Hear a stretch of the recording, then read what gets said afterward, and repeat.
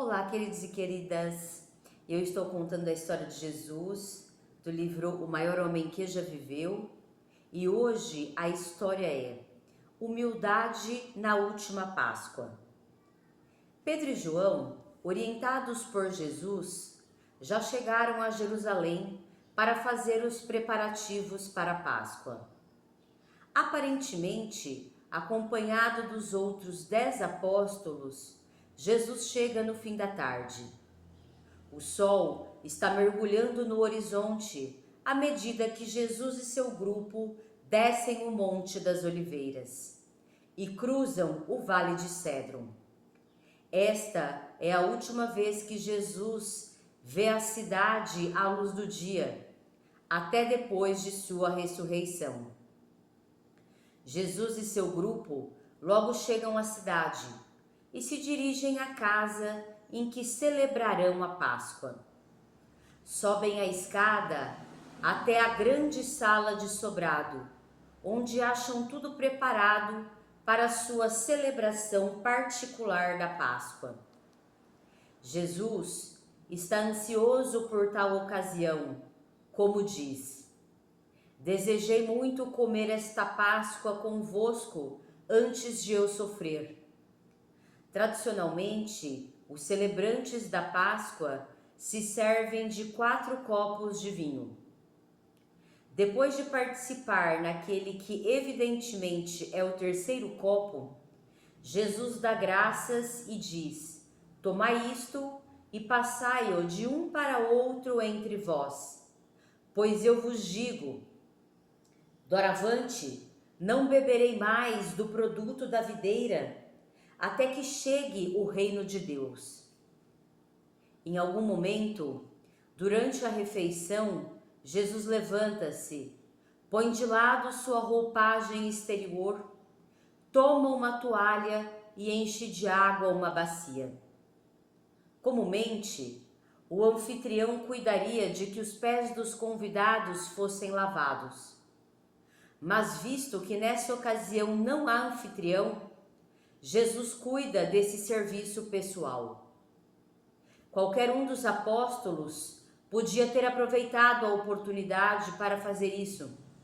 Contudo, ninguém o faz, evidentemente devido ainda a haver rivalidade entre eles. Eles ficam embaraçados quando Jesus começa a lavar os pés deles. Quando Jesus chega a Pedro, este protesta: "Certamente nunca lavará os meus pés." Aí Jesus diz: "A menos que eu te lave, não tens parte comigo." "Senhor," responde Pedro, não só os meus pés, mas também as minhas mãos e a minha cabeça."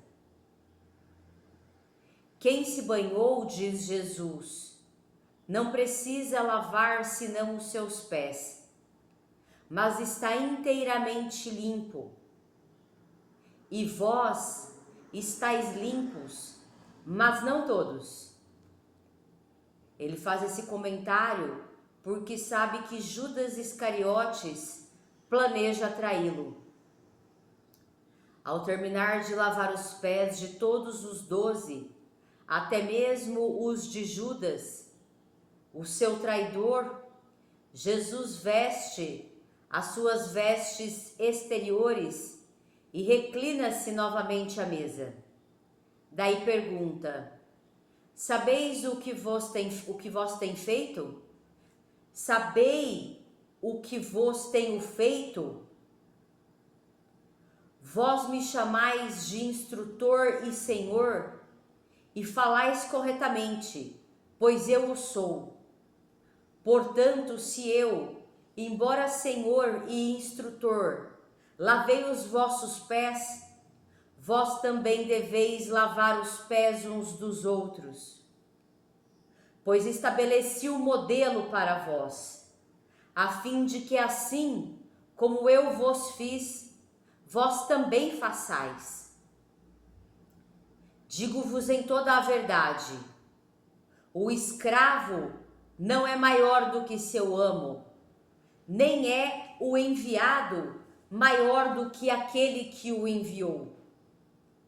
Se sabeis estas coisas, felizes sois se as fizerdes. Que maravilhosa lição de serviço humilde. Os apóstolos não devem estar procurando o primeiro lugar, considerando-se tão importantes que os outros devessem sempre servi-los. Precisam seguir o modelo estabelecido por Jesus. Este não é um ritual de lavar pés. Antes, é modelo de prontidão em servir sem parcialidade, independente de quão servil ou desagradável talvez seja a tarefa.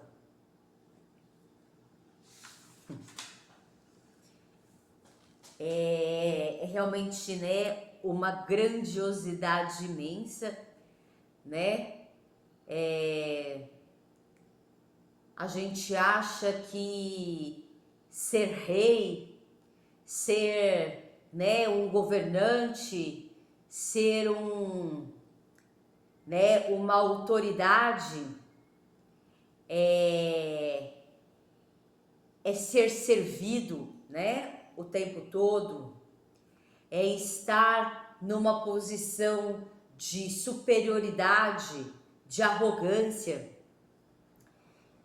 E Jesus deixa claro e evidente, né, o que é ser um rei, né, o que é ser uma rainha. Não é esta posição, né, em que as pessoas tentam se colocar, né, pelo dinheiro que tem, pelo status, pela arrogância, né, pelo poder, né, social em que se encontra, pelo cargo, mas é realmente o que se é, né? Então, a grandeza e a nobreza é tão grande, né, do coração, das virtudes, da verdade, né, de Jesus, que ele mostra, né, claramente o que é verdadeiramente ser um rei, o que é verdadeiramente reinar, né?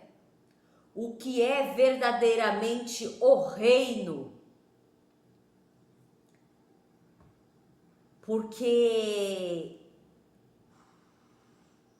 a gente não precisaria de um governante, né, de estar num cargo, né, de poder, de autoridade, se a gente se governasse, né, se a gente construir a consciência, se a gente desenvolver as virtudes, a consciência necessária, né, para saber realmente o que é se construir um governante, um rei, uma rainha. Né? Muitas pessoas falam, eu sou rainha, né? Eu quero ser tratada como uma rainha, e se coloca e fala desta forma, se colocando como se todo mundo tivesse que ser os seus súditos e que ela, por nada, ela teria de ser uma rainha. Não, não. Uma rainha, assim como um rei, se constrói à base de superar, de vencer, de se desenvolver, de desenvolver virtudes, à base de muitas, né, dificuldades, perseguições, desafios, obstáculos, né? E você se desenvolveu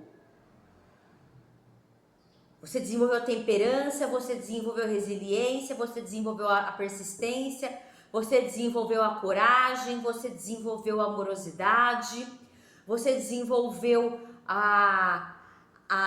né, as santas virtudes que nós temos, a paciência, né, a responsabilidade, né, a disciplina. E então não é estar coberta de ouro, né? Não é estar num cargo importante que te faz rei ou rainha, né? Mas é realmente a integridade do seu ser, né? Tudo que você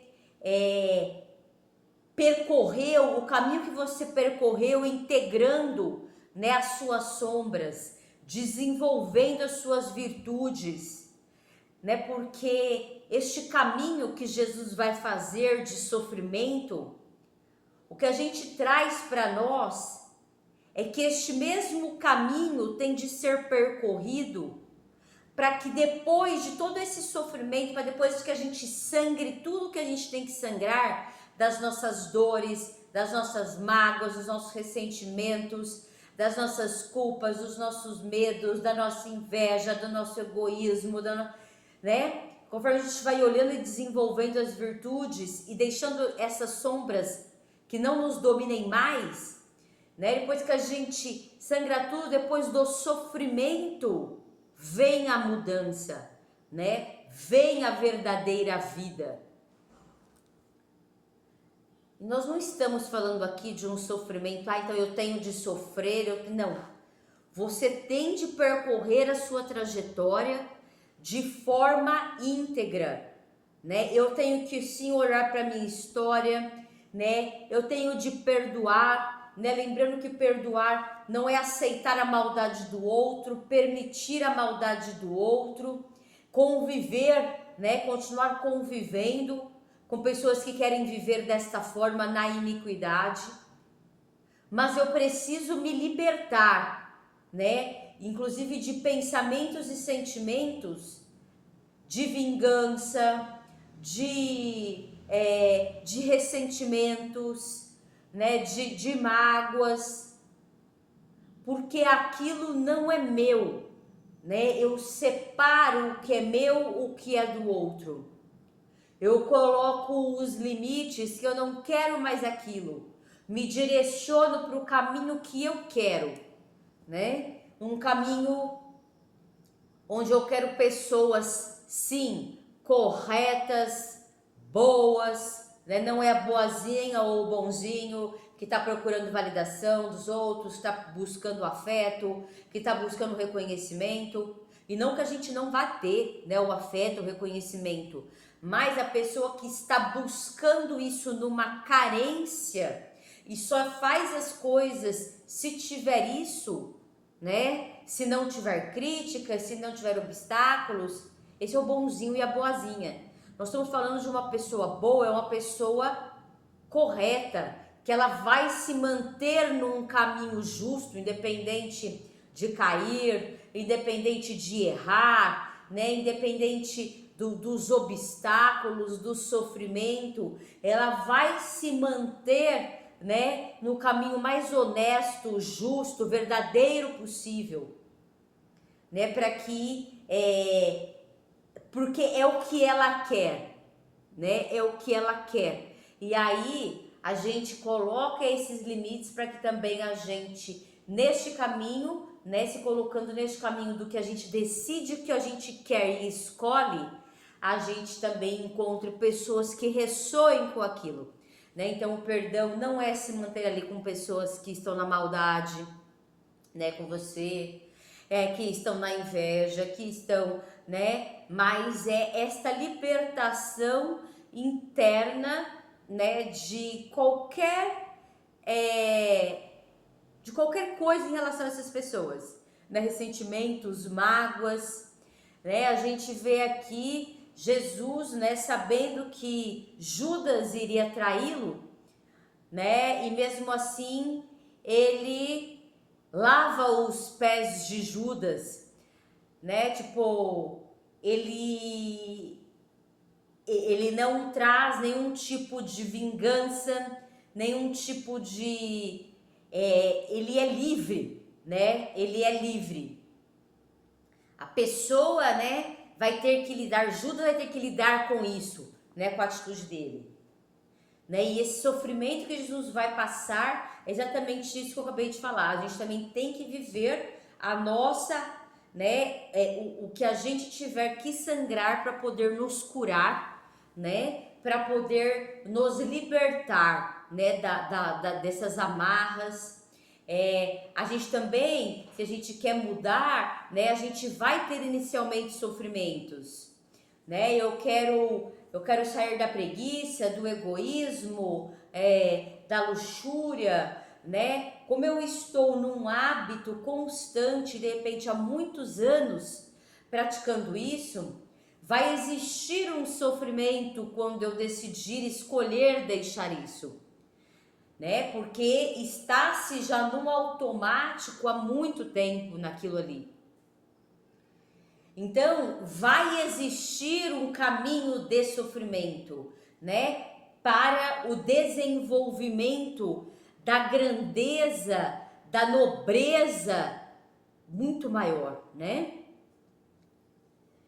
Então, Jesus traz isso, né? Muito claramente, traz este lugar, né, ainda que os apóstolos, né, e que a gente se encontra também muitas vezes, de competição, de comparação, né, para eu, você vê que para eu ser o maior, para eu ser o melhor, então eu preciso ficar ali no trono e as pessoas me servindo, né, acham ainda que ser rei, ser rainha é isso, né, não.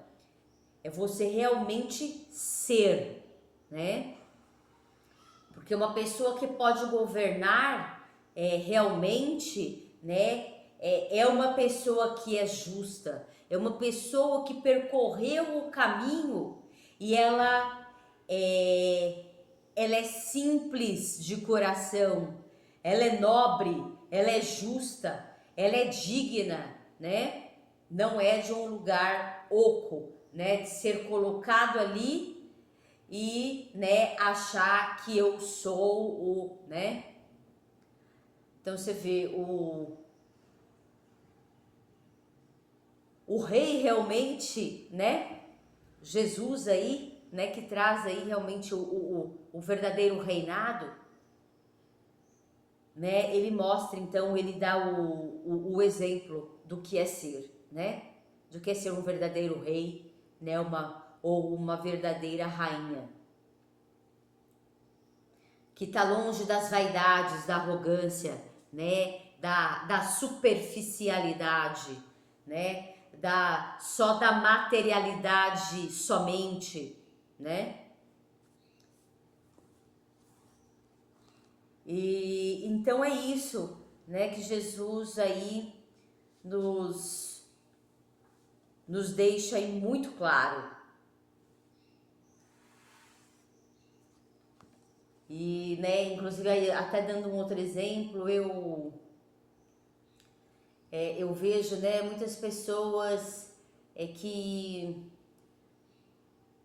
por terem, de repente, assim, que por terem muitas mulheres, né, eu vejo, assim, por terem de limpar uma casa, né, de lavar uma louça, parece que se sentem menos, né, se colocam como se fossem empregadas, né,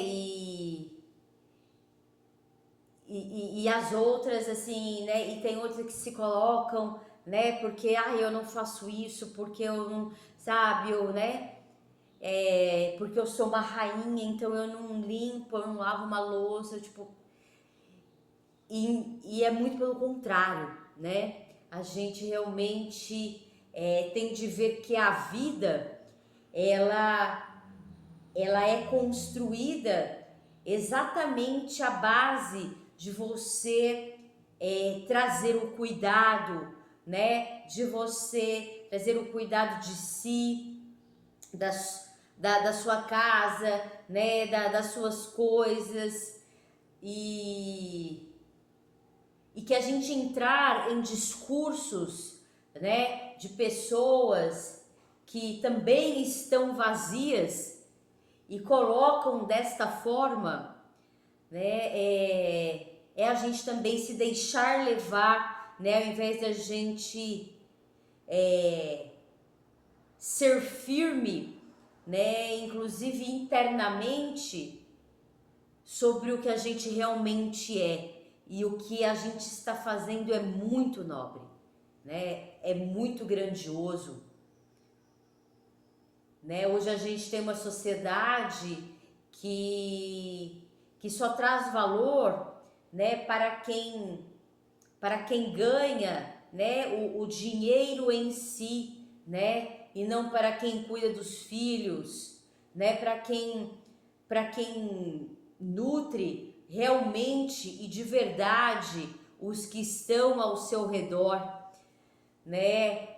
Quem traz realmente também uma sabedoria, né? Então, foi se criando uma mentalidade, né, superficial, vazia, sem realmente saber o que é a construção de verdadeiros reis e rainhas, né, dos verdadeiros valores da vida, né? E isso nós não estamos falando de não ter, né, os bens materiais, obviamente, mas nós estamos falando da construção sólida do ser integral, né? Mente,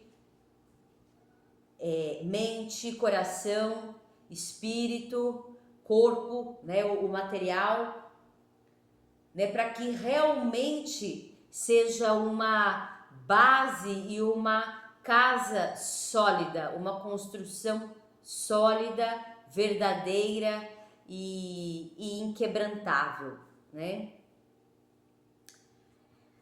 Então é isso. Se você gostou, deixe seu like, compartilhe com pessoas que você sabe que queiram, né, o exemplo aí que Jesus nos trouxe, né, para caminharmos pela vida, né, para os nossos comportamentos, para a nossa mentalidade, para o nosso coração, para o nosso espírito, né, para o nosso corpo, que a gente realmente trilhe o caminho, né, com muita confiança, com muita amorosidade, com muita persistência, né, construindo a paciência, a tranquilidade, né, necessária para suportar aí e vencer os grandes desafios, né? E se você quiser receber mais do meu conteúdo, se inscreva no canal e ative o sininho para mais notificações. Um grande beijo, um grande abraço e até a próxima!